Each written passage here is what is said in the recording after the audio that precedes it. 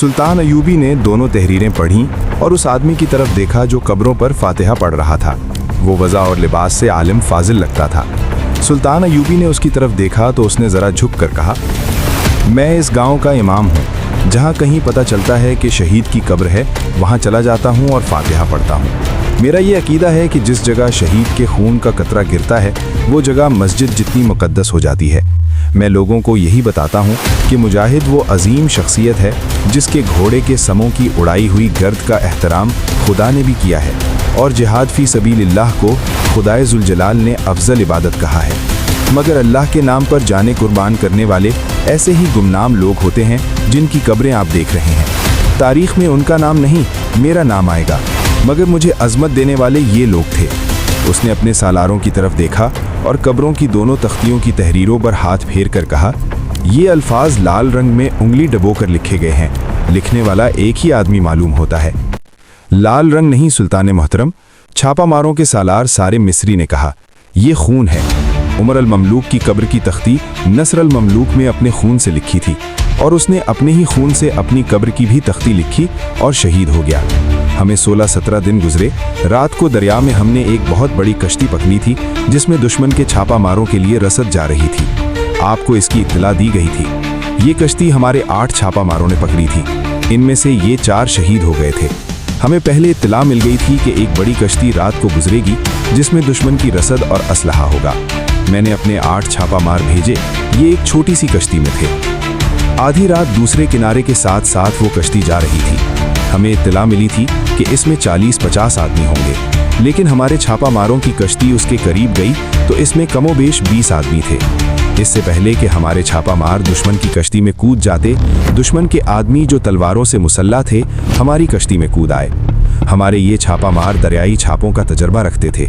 वो अपनी कश्ती से दरिया में कूदे और दुश्मन की कश्ती पर चढ़कर उसके बाद बानों के रस्से काट दिए। दोनों कश्तियों में खून रेज मार्का लड़ा गया।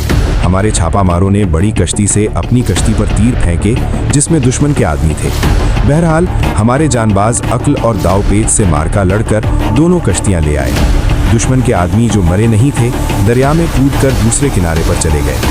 कश्तियां किनारे लगीं। मुझे इत्तला मिली तो मैं उन्हें देखने गया। सुबह तुलू हो रही थी। एक कश्ती में उमर अल ममलूक की और उसके 2 साथियों की लाशें थीं और बाकी सब जख्मी थे। नसर अल ममलूक सबसे ज्यादा जख्मी था। 2 गहरे जख्म बर्छी के और 3 जख्म तलवार के थे। वो होश में नहीं था। मरहम पट्टी के लिए ले गए तो उसने मुझसे कहा कि उसे एक तख्ती दी जाए जो वो अपने दोस्त की कब्र पर लगाना चाहता है। मैंने तरखानों से उसे तख्ती मंगवा दी। इस दौरान उसने अपनी मरहम पट्टी ना होने दी। तख्ती आई तो उसने अपने खून में शहादत की उंगली डबो कर उमर अल ममलूक का नाम और ये तहरीर लिखी और तख्ती मुझे देकर कहा कि ये उमर की कब्र पर लगा दी जाए। मैंने ये तख्ती एक डंडे के साथ लगाकर उमर अल ममलूक की कब्र के सिरहाने लगा दी। नसर अल ममलूक के जख्मों से खून निकलता रहा, बंद नहीं हो रहा था। तीसरे दिन उसकी हालत बिगड़ गई। उसे देखने आया तो जर्राह ने मायूसी का इजहार किया। खुद नसर अल ममलूक को महसूस होने लगा था कि वो जिंदा नहीं रह सकेगा। उसने मुझसे कहा कि उसे वैसी ही एक तख्ती दी जाए। मैंने तख्ती मंगवा दी। उसने तख्ती अपने पास रख ली।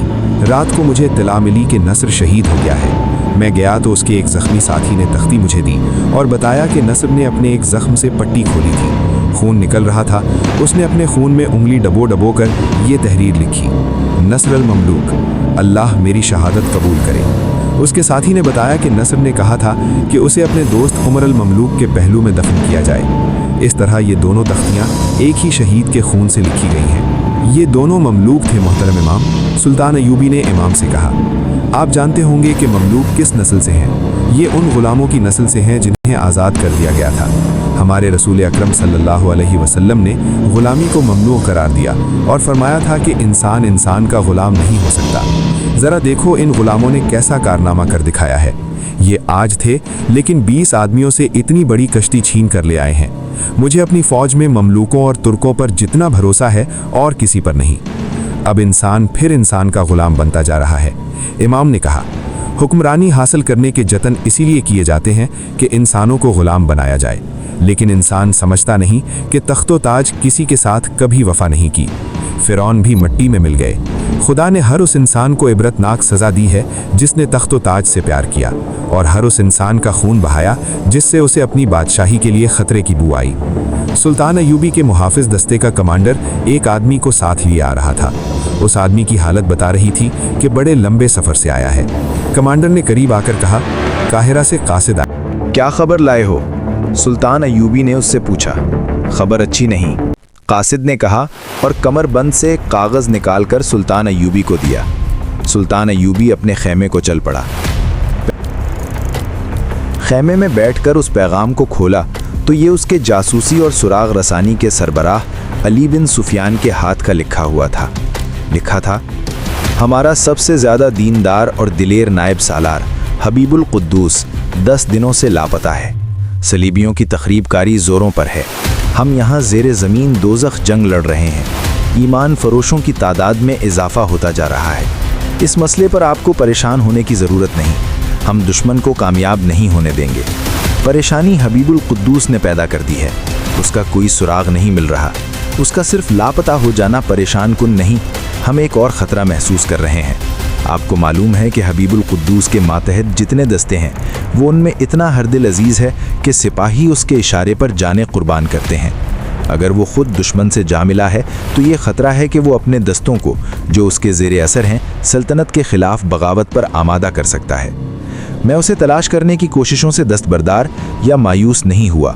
मैं आपसे सिर्फ ये इजाज़त लेना चाहता हूँ कि अगर तलाश के दौरान वो सामने आ जाए और ज़रूरत महसूस हो कि उसे मार डाला जाए तो उसे मार दिया जाए। आपके कायम मकाम अमीर मिस्र ने इसकी इजाज़त नहीं दी, सिर्फ ये इजाज़त दी है कि मैं आपको बराह रास्त ख़त लिखकर इजाज़त ले लूँ। अगर मैं उसे तलाश न कर सका तो आप मुझसे बाज़ पुरस करेंगे, और अगर वो मेरे हाथ से मारा गया तो तब भी आप पसंद नहीं करेंगे। इस नायब सालार का हमारे दुश्मन के पास रहना हमारे लिए बहुत बड़ा ख़तरा है। सुल्तान अयूबी का जवाब। सुल्तान अयूबी ने उसी वक्त कातिब को बुलाया और पैगाम का जवाब लिखवाने लगा। अजीज़ अली बिन सुफियान, तुम पर खुदा की रहमत हो। हबीबुल कुद्दूस पर मुझे इतना ही एतमाद था जितना तुम पर है। जो इंसान अपना ईमान फ़रोख्त करने पर आ जाए वो खुदा से नहीं डरता, वो मुझ जैसे हकीर इंसान से क्यों डरेगा? तुम्हें इस पर हैरान नहीं होना चाहिए कि हबीबुल कुद्दूस जैसा इंसान भी धोखा दे सकता है। ईमान एक क़ुव्वत है, मगर ये हीरे और जवाहरात की तरह चमकता नहीं। इसमें औरत के हुस्न व जमाल की कशिश नहीं, और ईमान तख्त व ताज भी नहीं। जब इंसान पर दुनिया की लज्जतों का सुरूर और ज़रो जवाहरात की हवस पैदा हो जाती है तो ईमान से दस्तबरदार होने में कुछ वक्त नहीं लगता। हबीबुल कुद्दूस को तलाश करने की कोशिश करो। अगर कभी ज़रूरत महसूस हो कि उसे कत्ल कर दिया जाए तो तुम्हें मेरी तरफ से इजाज़त है, लेकिन ये मालूम करने की भी कोशिश करना कि उसे अगवा तो नहीं किया गया। हालात तुम्हारी नज़र में हैं, जो बेहतर समझो वो करो। मफाद सल्तनत और मजहब मुक़द्दम है। एक इंसान की ज़िंदगी और मौत उसके रास्ते की रुकावट नहीं बनती।